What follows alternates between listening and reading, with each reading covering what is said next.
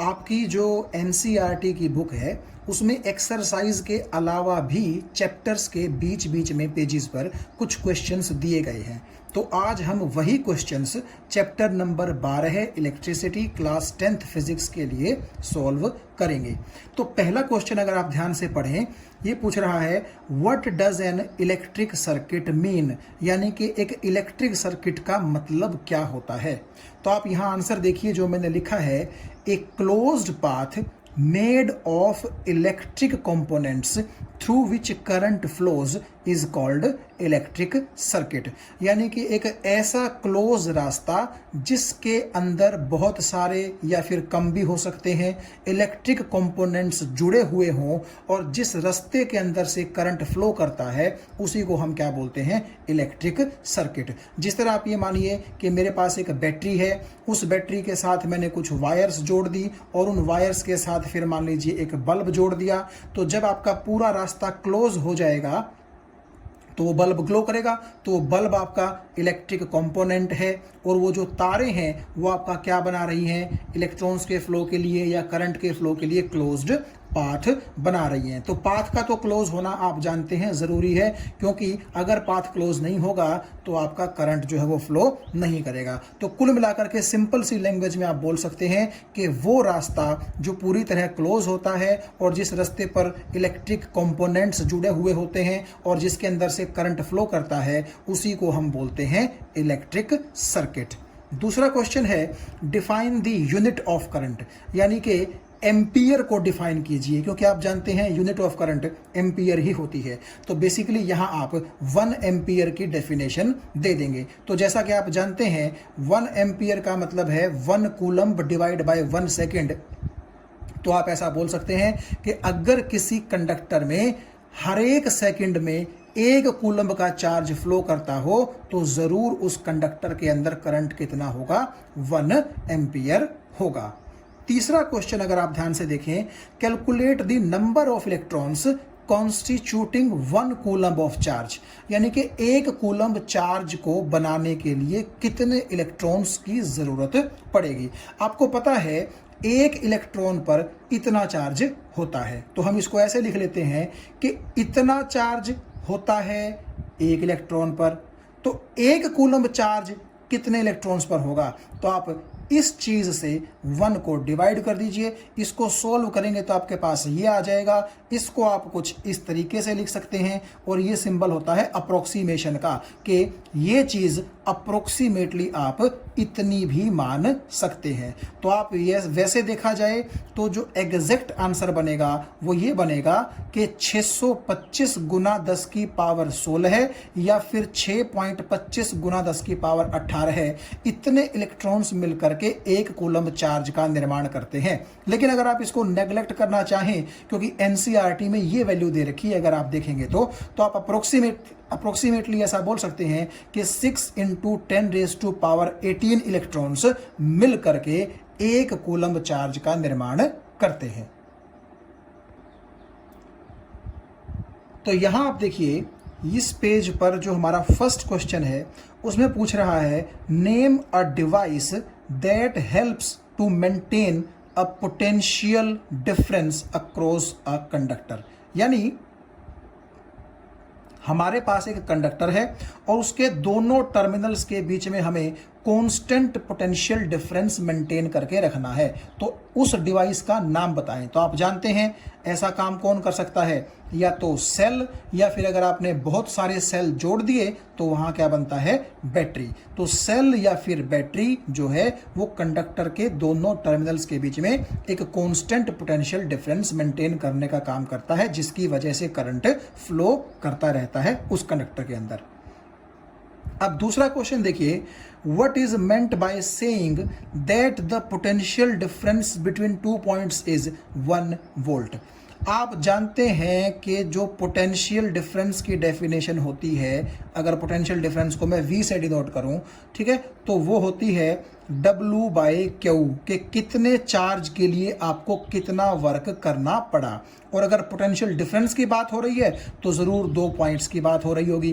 तो आप क्या कहेंगे कि 1 वोल्ट के पोटेंशियल डिफरेंस का क्या मतलब है कि अगर 1 जूल वर्क आपको करना पड़ रहा है 1 कूलम्ब चार्ज उठा करके ले जाने में, कहाँ, बिटवीन 2 पॉइंट्स, तो ज़रूर उन दोनों पॉइंट्स के बीच में पोटेंशियल डिफरेंस कितना होगा, 1 वोल्ट होगा। तो आप इस तरह बोल सकते हैं कि if 1 joule work has to be done in taking 1 coulomb charge from 1 point to another point, then definitely potential difference between those 2 points will be 1 volt।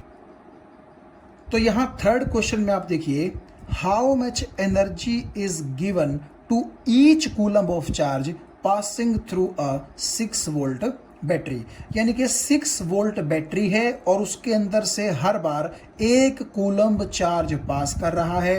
तो आपने बताना है कि वो बैटरी कितनी एनर्जी उस चार्ज को देगी। अच्छा, एनर्जी क्यों देगी? देखो, आप ऐसा समझिए कि ये है बैटरी का पॉजिटिव टर्मिनल और ये है बैटरी का नेगेटिव टर्मिनल, ठीक है। और आप जानते हैं कि अगर बैटरी 6 वोल्ट की है तो दोनों के बीच में 6 वोल्ट का क्या है, पोटेंशियल डिफरेंस है। तो अगर मैं कहूं कि इलेक्ट्रॉन चल रहे हैं, क्योंकि चार्ज का चलना ही करंट होता है, तो चार्ज चल रहे हैं तो करंट चल रहा है।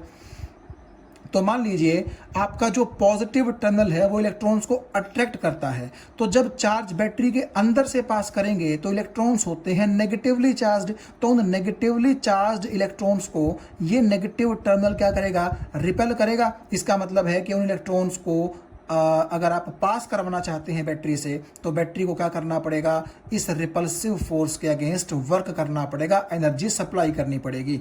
तो वो कितनी एनर्जी सप्लाई करनी पड़ेगी? देखिए, हमने एक चीज पढ़ी थी कि potential difference is equal to work upon charge, ये बात ठीक है। तो पोटेंशियल डिफरेंस कितना है, 6, तो V की जगह 6 आ गया, वर्क की जगह हम W ही लिख लेते हैं, और चार्ज का मतलब कितना चार्ज पास कर रहा है, इसने कहा है ईच कूलम्ब, ईच कूलम्ब का मतलब 1 कूलम्ब, तो Q की जगह मैंने पुट कर दिया जी 1।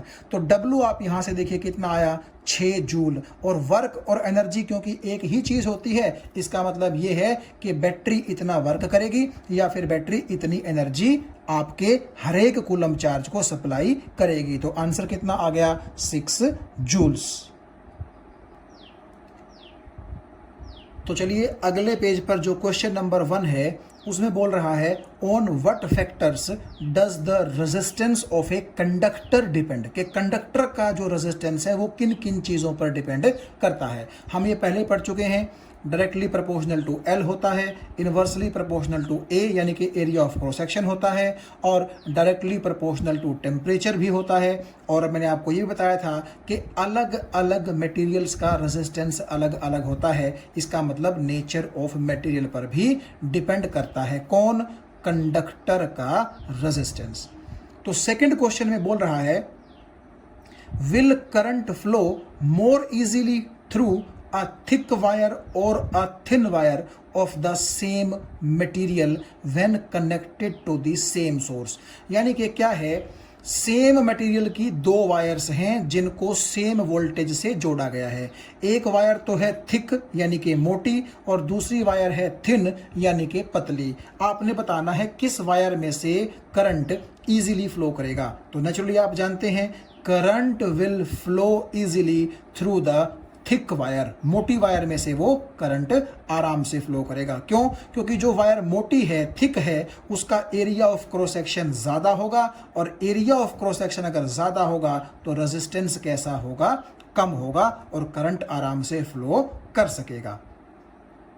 थर्ड क्वेश्चन में देखिए क्या कह रहा है, let the resistance of an electrical component remains constant while the potential difference across the two ends of the component decreases to half of its former value। former का मतलब पहले वाली वैल्यू। बात करते हैं अभी इसकी, what change will occur in the current through it, इसका मतलब क्या है? देखिए, मान लीजिए आपके पास ये एक कंडक्टर है, इस कंडक्टर के इन दोनों टर्मिनल्स के बीच में सपोज कीजिए V पोटेंशियल डिफरेंस अप्लाई कर दिया गया है, और मान लीजिए I करंट इस कंपोनेंट के अंदर से फ्लो कर रहा है। ठीक है, पहली सिचुएशन तो ये है। दूसरी सिचुएशन में बोल रहा है कि अगर सेम कंपोनेंट के दोनों टर्मिनल्स के बीच में पोटेंशियल डिफरेंस को डिक्रीज करके हाफ कर दिया जाए पहले वाली वैल्यू से। यानी कि पहले अगर पोटेंशियल डिफरेंस V था तो अब की बार पोटेंशियल डिफरेंस दोनों टर्मिनल्स के बीच में कितना कर दिया गया है, V/2 कर दिया गया है, जबकि कंपोनेंट का रेजिस्टेंस सेम है। तो बोल रहा है बताइए क्या फर्क पड़ेगा करंट की वैल्यू पर। देखिए आप एक बात देखिए, अगर पहले दोनों टर्मिनल्स के बीच में पोटेंशियल डिफरेंस V था, करंट I था, तो मान लो कंपोनेंट का रेजिस्टेंस R था, so V is equal to IR। तो यहां से आपने जब R की वैल्यू निकाली तो वो आ गई V/I के बराबर। तो V का मतलब आप समझ गए, शुरू में दोनों टर्मिनल्स के बीच में अप्लाई किया गया पोटेंशियल डिफरेंस, और शुरू में ही दोनों टर्मिनल्स के बीच में फ्लो होने वाला ये क्या है, करंट है। R देखिएगा आप, ये कह रहा है कि कांस्टेंट है, ठीक है ना, ये बोल रहा है यहां पर देखिए resistance of the component remains constant. तो अब एक बात देखिए आप, रेजिस्टेंस अगर कांस्टेंट है तो अगर आप वोल्टेज को कम कर देंगे तो करंट भी तो कम हो जाएगा, क्योंकि वोल्टेज कम होने का क्या मतलब है, वोल्टेज का मतलब ही होता है इलेक्ट्रॉन को या करंट को धक्का मारने वाली एनर्जी। तो अगर वोल्टेज ही कम हो गई तो करंट भी क्या हो जाएगा, कम हो जाएगा। तो अगर V रिड्यूसेस टू V/2, यानी कि V की जगह आप लिख दीजिए V/2, so current will also reduce to I/2। तो करंट की जगह क्या हो जाएगा, I/2, ताकि 2 से 2 कैंसिल हो जाए और V/I फिर से किसके बराबर हो सके, R के बराबर हो सके। क्यों, क्योंकि जितना वोल्टेज डिक्रीज हुई है उतना ही करंट को डिक्रीज करना पड़ेगा, ताकि उनका जो रेशियो है रेजिस्टेंस वो क्या रह सके, कांस्टेंट रह सके। तो आपका आंसर क्या आ जाएगा कि if voltage reduces to V/2 then current will also reduce to half of its former value. यानी कि पहले अगर इसकी वैल्यू I थी तो अब कितना हो जाएगा, I/2 हो जाएगा, ताकि V/2 और I/2 का रेशो फिर से किसके बराबर रह सके, V/I के बराबर रह सके। तो मैंने यहां पर लिखा है current becomes half of the earlier value. तो क्वेश्चन नंबर 4 में देखिए क्या कह रहा है, why are coils of electric toaster and electric iron made of an alloy rather than pure metal. यानी कि अगर थोड़ा सा मैं आंसर को नीचे की तरफ लेके आऊं तो आप देखिएगा, इसमें पूछ रहा है कि आपके जो हीटिंग डिवाइसेस होते हैं, चलिए हम सिर्फ इलेक्ट्रिक आयरन की ही बात कर लेते हैं, तो उसके अंदर की जो कॉइल्स हैं, बोल रहा है अलॉय से क्यों बनाते हैं। एक चीज़ देखिएगा आप, हमें हीटिंग डिवाइसेस में हीट ज़्यादा चाहिए और हीट का फॉर्मूला होता है I²RT, और आप जानते हैं अलॉय का रेजिस्टेंस प्योर मेटल के मुकाबले ज़्यादा होता है। तो जितना रेजिस्टेंस ज़्यादा होगा उतनी ही वहाँ से हीट ज़्यादा आएगी, और हीटिंग एलिमेंट जो होते हैं उनमें हमें हीट ज़्यादा ही तो चाहिए। So because resistance of alloy is more than the pure metal and heat coming out will also be more, so in these devices, यानी कि जो आपके हीटिंग डिवाइसेस होते हैं उनमें हम जो कॉइल्स होती हैं वो अलॉय की बनाते हैं, प्योर मेटल की नहीं बनाते। और दूसरा आपने ये भी देखा होगा कि जो अलॉय है उनका मेल्टिंग पॉइंट भी क्या होता है, बड़ा हाई होता है। यानी कि अगर उनमें अगर हीट ज़्यादा पैदा हो भी जाएगी तो आसानी से वो मेल्ट नहीं करेंगे। तो क्वेश्चन नंबर 5 में कह रहा है, use the data given in table 12.2 to answer the following questions. ये 2 क्वेश्चंस हैं, इनको हमें जो है आंसर करने के लिए एक टेबल की ज़रूरत पड़ेगी जो कि है टेबल 12.2। तो पहले हम एक बार ये क्वेश्चंस देख लेते हैं, टेबल बाद में निकाल लेंगे। पहला क्वेश्चन है, which among iron and mercury is better conductor, यानी कि आयरन और मरकरी में से कौन अच्छा कंडक्टर है। और दूसरा क्वेश्चन क्या है, which material is the best conductor. उस टेबल के अंदर कुछ मटेरियल्स दे रखे हैं, आपने बताना है कि सबसे अच्छा कंडक्टर कौन सा है। तो आप अगर यहाँ ध्यान से देखें, सबसे पहले तो हम बात, ये वो टेबल आ गई है, सबसे पहले तो हम बात करेंगे किसकी, आयरन की और मरकरी की। तो आप यहाँ देखिए, मरकरी की रेजिस्टिविटी इतनी है जबकि आयरन की रेजिस्टिविटी इतनी है। तो रेजिस्टिविटी जिसकी कम होगी वही क्या होगा, अच्छा कंडक्टर होगा। तो आयरन और मरकरी में से, क्योंकि आयरन की आप देख सकते हैं रेजिस्टिविटी कम है, तो इसीलिए आयरन क्या है, अच्छा कंडक्टर है। लेकिन अगर आप सभी के सभी जो यहाँ पर पैरामीटर दे रखे हैं आप उनको ध्यान से देखें तो सबसे कम रेजिस्टिविटी आप देखिए सिल्वर की है। अगर मैं आपको थोड़ा सा नीचे भी ले जा करके दिखाऊँ, आप ध्यान से अगर देखें, ये देखिएगा, ये पूरी टेबल जो है हमारे पास यहाँ आ चुकी है। तो इस पूरी टेबल में अगर आप ध्यान से देखेंगे सबसे कम जो रेजिस्टिविटी है, ठीक है, एक तरह से आप रेजिस्टेंस ही मान लीजिए, तो वो सिल्वर का है। तो बी पार्ट में पूछा गया था कि सबसे अच्छा कंडक्टर कौन है, तो नेचुरली बी पार्ट का आंसर क्या आएगा, सिल्वर। तो देखिए इस पेज पर जो हमारा पहला क्वेश्चन है उसमें क्या कहा गया है, draw a schematic diagram of a circuit consisting of a battery, यानी कि उस सर्किट का आपने डायग्राम बनाना है जिसके अंदर एक बैटरी है, 3 सेल्स ऑफ 2 वोल्ट ईच, यानी कि वो जो बैटरी है वो 3 सेलों से मिलकर के बनी हुई है। तो अगर 2 वोल्ट का एक सेल है तो नेचुरली वो बैटरी कितने वोल्ट की हो जाएगी, आप देख सकते हैं 6 वोल्ट की बैटरी हो जाएगी। ये देखिएगा, ये तीनों सेल मैंने कहाँ जोड़ के आपको दिखा रखे हैं, सीरीज में जोड़ करके दिखा रखे हैं। और इस बैटरी के साथ 5 ओहम, 8 ओहम और 12 ओहम के 3 रजिस्टर्स भी हैं और एक की भी है, और सभी कहाँ जुड़े हुए हैं, सीरीज में। तो ये वो स्कीमेटिक डायग्राम है, आप देख सकते हैं। ये 3 सेल हमने जोड़ करके 6 वोल्ट की बैटरी बना दी और ये 3 रेजिस्टर्स कहाँ जोड़ दिए, सीरीज में, और इनके साथ ये क्या लगा दी, एक की लगा दी। अभी आप देख सकते हैं कि की ओपन है तो कोई करंट सर्किट में फ्लो नहीं करेगा। और अगर मैं यहाँ पर एक ये डॉट लगा दूं, जैसा कि आपको मैंने पहले भी बताया था, तो इस डॉट का मतलब ये होता है कि इस वायर और इस वायर के बीच में अब कनेक्शन हो चुका है, तो सर्किट आपका क्लोज हो चुका है, तो करंट अब सर्किट के अंदर क्या करेगा, फ्लो करेगा। तो दूसरे क्वेश्चन में देखिए क्या बोल रहा है, redraw the circuit of question 1, यानी कि जो क्वेश्चन 1 में आपने सर्किट ड्रॉ किया था उसको एक बार फिर से ड्रॉ कीजिए।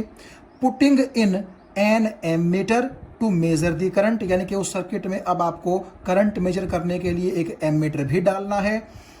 Through the resistors and a volt meter to measure the potential difference across the 12 ohm resistance. तो सीरीज में करंट आपको पता है कि सेम फ्लो करता है, उसको मेजर करने के लिए तो आपको एक एमीटर जोड़ना है।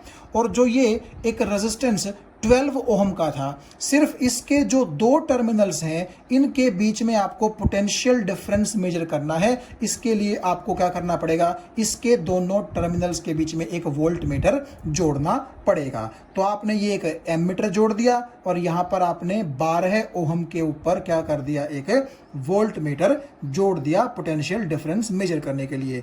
और अब बताइए what would be the readings in the ammeter and volt meter. देखो आपको पता है कि एम मीटर हम सीरीज में जोड़ते हैं, तो मैंने क्या किया, ऊपर वाले सर्किट के अंदर जस्ट बैटरी के बाद ही यहाँ एम मीटर जोड़ दिया। ये प्लस माइनस का क्या मतलब है, करंट यूं फ्लो करेगा तो प्लस का मतलब है हाई पोटेंशियल, नेगेटिव का मतलब है लो पोटेंशियल, क्योंकि करंट हमेशा हाई पोटेंशियल से कहाँ फ्लो करता है, लो पोटेंशियल की तरफ। और सिमिलरली यहाँ पर करंट यूं फ्लो करेगा तो इस पॉइंट को मैं प्लस बोल दूंगा और इस पॉइंट को मैं बोल दूंगा माइनस। हाई से लो की तरफ करंट यूं फ्लो करेगा, तो आप इसको प्लस बोल सकते हैं, इसको आप माइनस बोल सकते हैं। तो यही प्लस यहाँ आ गया, यही माइनस यहाँ आ गया। कहीं आप पजल हो जाएं कि ये वोल्ट मीटर के प्लस माइनस, एम मीटर के प्लस माइनस क्या है। ये जस्ट मैंने टर्मिनल्स को हाई पोटेंशियल और लो पोटेंशियल इंडिकेट कर दिया है।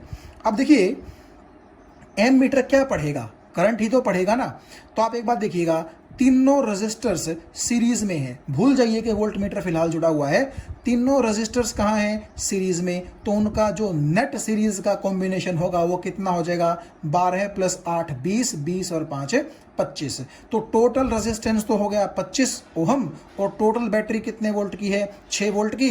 तो V = IR के अकॉर्डिंग R किसके बराबर हो जाएगा, V/R। V का मतलब 6 और R का मतलब टोटल सीरीज का रेजिस्टेंस यानी कि 25। तो करंट आ गया 0.24 एम्पियर, यानी कि जो एम मीटर होगा वो इतनी रीडिंग आपको देगा, यानी कि इतना करंट आपके इस सर्किट के अंदर फ्लो कर रहा है।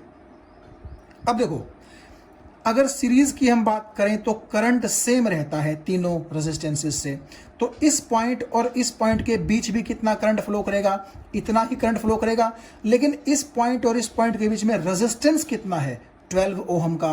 तो अगर मैं इस पॉइंट और इस पॉइंट के बीच के करंट को इन दोनों पॉइंट्स के बीच के रेजिस्टेंस से मल्टीप्लाई कर दूं तो इन दोनों पॉइंट्स के बीच का वोल्टेज यानी कि पोटेंशियल डिफरेंस आ जाएगा और वही मुझे ये वोल्ट मीटर पढ़ करके बताएगा। तो नेचुरली आप 12 को 0.24 से मल्टीप्लाई कर दीजिए, आपके पास आंसर आ जाएगा 2.88 वोल्ट। यानी कि इन दोनों टर्मिनल्स के बीच में 2.88 वोल्ट का पोटेंशियल डिफरेंस होगा और वही ये वोल्ट मीटर हमें पढ़ करके बताएगा। और आप यहां देख सकते हैं की को मैंने क्या कर रखा है, क्लोज। तो नेक्स्ट पेज पर आप देखिए जो क्वेश्चन नंबर 1 है उसमें बोला गया है जज the equivalent resistance when the following are connected in parallel. पहले में तो क्या किया गया है, 1 ओहम और 10⁻⁶ ओहम को पैरेलल में जोड़ा गया है, और दूसरे बी पार्ट में 1 ओहम 10⁻³ ओहम और 10⁻6 ओहम, इन तीनों को कहाँ जोड़ा गया है, पैरेलल में जोड़ा गया है। देखिए जज का मतलब यहाँ ये है कि आपको सिर्फ एक अनुमान लगाना है, आपने कैलकुलेट उसको नहीं करना। आप चाहें तो पैरेलल कॉम्बिनेशन के जो रिजल्ट हैं वो लगा करके आप कैलकुलेट कर सकते हैं, पार्ट ए में भी और पार्ट बी में भी, लेकिन हम इतना बड़ा कैलकुलेशन नहीं करेंगे क्योंकि हमें सिर्फ जज करना है। देखिए आपको एक चीज़ पता है कि अगर पैरेलल में रेजिस्टेंसेस को जोड़ा जाए तो क्या होता है, उनका जो इक्विवेलेंट रेजिस्टेंस है वो सबसे छोटे वाले रेजिस्टेंस से भी छोटा आता है, ये आप जानते हैं। तो अगर ए पार्ट की मैं बात करूं, 1 ओहम और 10⁻6 ओहम, तो दोनों में से छोटा कौन है, 1 ओहम। तो नेचुरली दोनों का जो रिजल्ट आएगा वो 1 ओहम से भी तो लेस आएगा। तो इसलिए मैंने लिख दिया कि in both A and B cases equivalent resistance will be less than 1 ohm, थोड़ा सा ही लेस होगा 1 ओहम से, जैसे कि 0.999 कुछ ऐसा हो सकता है। आप चाहें तो निकाल के देख सकते हैं वरना ज़रूरत नहीं है। और बी पार्ट में भी आप देखें जो तीनों रेजिस्टेंसेज हैं तीनों में से सबसे छोटा 1 ओहम है, तो नेचुरली इस केस में भी क्या होगा, आपका जो इक्विवेलेंट रेजिस्टेंस है तीनों का वो 1 ओहम से ही लेस आएगा। तो इसलिए मैंने दोनों का आंसर एक बना दिया कि ए में और बी में दोनों में ही net equivalent resistance less than 1 ohm आएगा। अब देखो दूसरे क्वेश्चन में बोला जा रहा है कि एक इलेक्ट्रिक लैंप है जिसका रेजिस्टेंस 100 ओहम है, एक टोस्टर है जिसका रेजिस्टेंस 50 ओहम है, और एक वाटर फिल्टर है जिसका रेजिस्टेंस 500 ओहम है। तो 3 डिवाइसेस के तीनों रेजिस्टेंसेस आपको दे दिए गए हैं और ये तीनों डिवाइसेस पैरेलल में जोड़े गए हैं 220 वोल्ट की एक बैटरी के साथ। पहली बात है, तो यहाँ पर आप देखिएगा ये मैंने डिवाइसेस के नाम ना लिख करके उनके रेजिस्टेंसेस ही पैरेलल में 220 वोल्ट की बैटरी के साथ जुड़े हुए आपको दिखा दिए। अब आप ऐसा कीजिए, आगे बढ़ने से पहले ये देख लीजिए कि ये तीनों मिलकर के इस बैटरी से कितना करंट बाहर की तरफ ड्रॉ करेंगे। तो देखो क्योंकि तीनों पैरेलल में हैं तो आप इस तरीके से, मैं शॉर्टकट में चलूंगा, मैंने आपको निकाल के दिखा रखा है, इस तरीके से आप इक्विवेलेंट रेजिस्टेंस पैरेलल का तीनों का निकाल सकते हैं, जो कि आपका आ जाएगा 31.25 ओहम। तो जब इक्विवेलेंट रेजिस्टेंस आप निकाल चुके हैं, वोल्टेज आपके पास है, तो करंट आपके पास आ जाएगा 7.04 एम्पियर। यानी कि ये तीनों डिवाइसेस 220 वोल्ट की बैटरी से 7.04 एम्पियर का करंट क्या करते हैं, ड्रॉ करते हैं। अब आगे सुनिएगा, कह रहा है what is the resistance of an electric iron, यानी कि एक इलेक्ट्रिक प्रेस है जिससे हम कपड़े प्रेस करते हैं, उसका रेजिस्टेंस क्या होगा connected to the same source that takes as much current as the 3 appliances and what is the current through it. इसका मतलब देखिए क्या है, इसका मतलब है, अगर मैं थोड़ा सा इसको फोन को एक तरफ रख देता हूं अभी के लिए, आपने जैसे इस पॉइंट और इस पॉइंट के बीच में ये 3 डिवाइसेस पैरेलल में जोड़ रखे हैं, तो आपने क्या करना है, इन पॉइंट्स के बीच से इनको हटा देना है और इन दोनों पॉइंट्स के बीच में सिंगल एक इलेक्ट्रिक आयरन आपने कनेक्ट करनी है। तो नेचुरली उस इलेक्ट्रिक आयरन का भी कुछ ना कुछ रेजिस्टेंस होगा। मान लीजिए वो रेजिस्टेंस कितना है, R। तो आप इमेजिन कीजिए कि इन दोनों पॉइंट्स के बीच में ये तीनों आपने हटा दिए हैं और सिर्फ आपने इस पॉइंट और इस पॉइंट के बीच में ये एक इलेक्ट्रिक आयरन जोड़ दी है जिसका रेजिस्टेंस कितना है, R, जैसा कि मैंने आपको यहां जोड़ करके दिखा रखा है। ठीक है, तो अब ये कह रहा है, तो अगर ये पॉइंट A है, ये पॉइंट B है, तो ये सेम आपका पॉइंट A है और ये आपका पॉइंट B है। तो हमने किया क्या, इन तीनों डिवाइसेस को हटा करके सिंगल इलेक्ट्रिक आयरन जिसका रेजिस्टेंस R है वो यहां जोड़ दी। अब ये कह रहा है कि सेम बैटरी से ये इलेक्ट्रिक आयरन सेम करंट निकालती है जितना ये तीनों मिलकर के निकालते थे। तो 220 वोल्ट की बैटरी से ये तीनों इतना करंट निकालते थे ना, तो इसका मतलब है ये प्रेस भी सेम 220 वोल्ट की बैटरी से उतना ही करंट निकालती है। तो आपको बताना है कि इस ये जो प्रेस है इलेक्ट्रिक आयरन, इसका रेजिस्टेंस कितना होगा। तो आप एक चीज देखिएगा, सेम बैटरी है तो जितना तीनों ने करंट निकाला था उतना इस प्रेस ने अकेला निकाल दिया। तो अगर बैटरी का इस प्रेस का रेजिस्टेंस R है तो सिंपली यहां पर तो V is equal to I R लगाइए। V की जगह 220, I की जगह ये 7.04, R का मतलब आपकी प्रेस का रेजिस्टेंस। तो यहां से रेजिस्टेंस कितना आ जाएगा, 31.25 ओहम्स। बड़ा आसान है। और लास्ट में जो पूछ रहा था कि कितना करंट इस इलेक्ट्रिक प्रेस से पास करेगा, तो नेचुरली करंट तो आपका 7.04 एम्पियर ही क्या करेगा, पास करेगा। ये चीज आपको समझ में आ गई। इसमें था कुछ नहीं, बस ये था कि जितना करंट ये तीनों डिवाइसेस इस बैटरी से निकालते हैं उतना ही करंट ये प्रेस अकेली इस बैटरी से निकालती है। तो आपको इस प्रेस का क्या बताना था, रेजिस्टेंस बताना था। अब देखिए जो थर्ड क्वेश्चन है इसी पेज पर, मैं एक बार आपके सामने इसको एक बार रख देता हूं।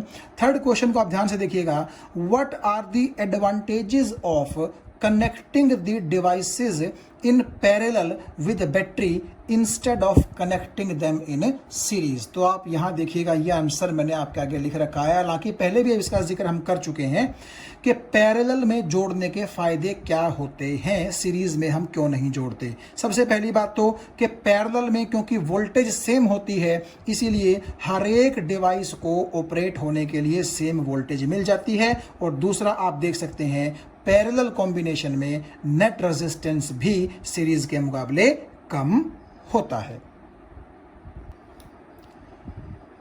तो यहां देखिए क्वेश्चन नंबर 4 में पूछ रहा है कि 3 रेजिस्टर्स हैं, 2 ओहम, 3 ओहम और 6 ओहम के।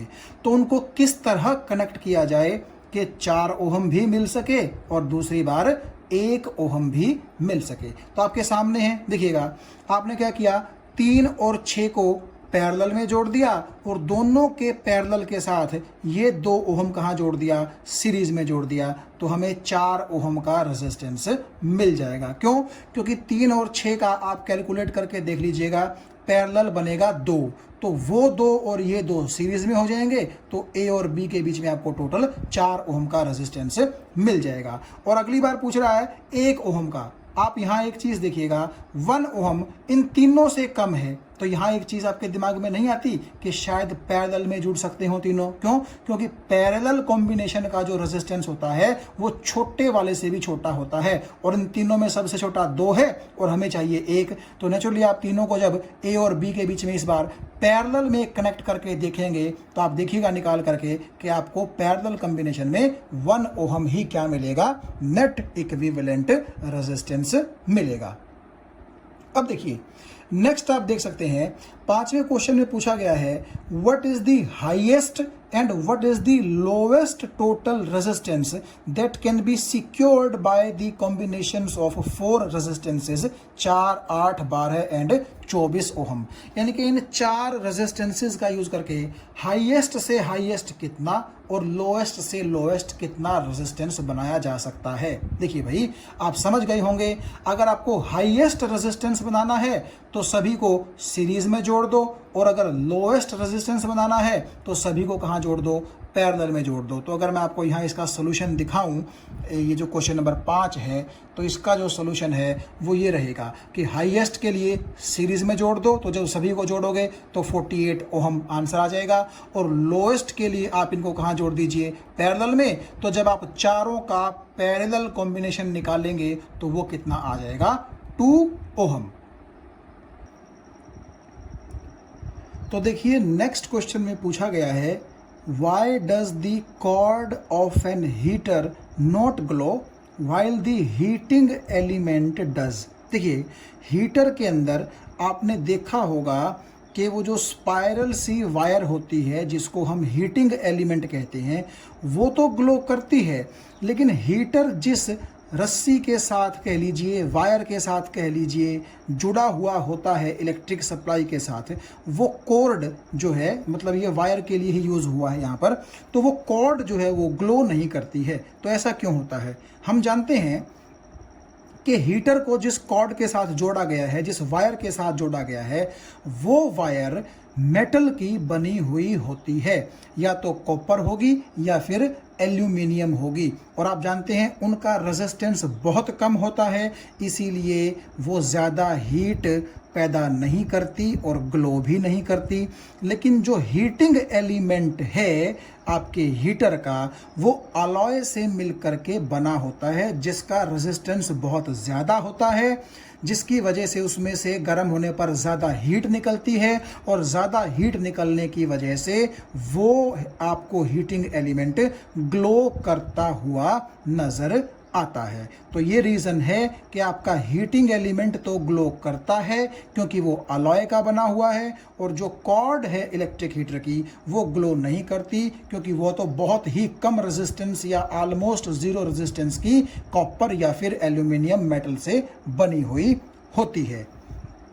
क्वेश्चन नंबर 2 में कह रहा है, compute the heat generated while transferring इतना coulomb charge in 1 hour through a potential difference of 50 volt. तो आप एक चीज देखिएगा, सबसे पहले आप ये निकाल लीजिए कि कितना कूलम्ब चार्ज कितने टाइम में फ्लो करके गया है, तो हम करंट की वैल्यू इस हिसाब से निकाल लेते हैं। तो चार्ज कितना है, 96,000 कूलम्ब, और कितने घंटे में पास हुआ है, 1 घंटे में ये पास हुआ है। तो आप चार्ज को टाइम से डिवाइड कर दीजिए, टाइम को एसआई यूनिट में आप निकाल लीजिएगा, तो वो करंट आ जाएगा। मैं आपको थोड़ा सा इस फ़ोन को ऊपर की तरफ रख करके और नीचे जो है इसका सॉल्यूशन वो दिखाने की कोशिश करता हूँ। यहाँ आप देखिएगा ध्यान से। तो कितना चार्ज है, इतना, टाइम आपका है 3600 सेकेंड, तो करंट आपका इतना आ जाएगा 26.66 एम्पियर। तो इतना करंट जो है वो पास कर रहा है, कितने पोटेंशियल डिफरेंस से, आप देखिएगा 50 वोल्ट के पोटेंशियल डिफरेंस से। तो हीट का जो फॉर्मूला होता है I²RT, तो इस I² को I into R into T लिख लीजिए, और एक IR को जब आप ब्रैकेट में बंद कर देंगे तो V इसको हम बोल सकते हैं। तो I into V into T, ये आपकी हीट का एक अलग सा फॉर्मूला आ जाएगा। सेम फॉर्मूले से ही हमने इसको डिराइव किया है। तो I की जगह ऊपर से ये वैल्यू रख दीजिए, V की जगह 50 वोल्ट रख दीजिए जैसा कि आपको कहा गया है, और टाइम क्योंकि 1 घंटा था तो वहाँ 3600 सेकेंड रख दीजिए। तो जब आप जूल में हीट को निकालेंगे तो इतनी हीट आपके पास आ जाएगी 4.7 इंटू 10⁻⁶ जूल। अब क्वेश्चन नंबर 3 पर अगर आप देखें ध्यान से, तो क्वेश्चन नंबर 3 में हमें बोला गया है कि एक इलेक्ट्रिक आयरन है जिसका रेजिस्टेंस 20 ओहम है और जो 5 एम्पियर का करंट लेती है, और आपने बताना है कि 30 सेकंड में उस इलेक्ट्रिक आयरन से कितनी हीट निकलेगी। तो हीट का फॉर्मूला, जैसे कि पीछे आपने 2 फॉर्मूले देखे थे, तो जहां दिल किया हमने ये यूज़ कर लिया क्योंकि वैल्यूज़ हमें इसमें दे रखी थी। लेकिन अब की बार हम I²RT यूज़ कर लेते हैं क्योंकि यहाँ पर हमें देखिए करंट भी दिया गया है, रेजिस्टेंस भी दिया गया है और टाइम भी दिया गया है। तो जब आप सब वैल्यूज़ पुट करेंगे तो इतना जूल आपके पास आंसर आ जाएगा। आसान है, बिल्कुल आप फॉर्मूला लगा करके निकाल सकते हैं। तो ये बिल्कुल लास्ट पेज है, पेज नंबर 220 आपकी एनसीईआरटी के हिसाब से।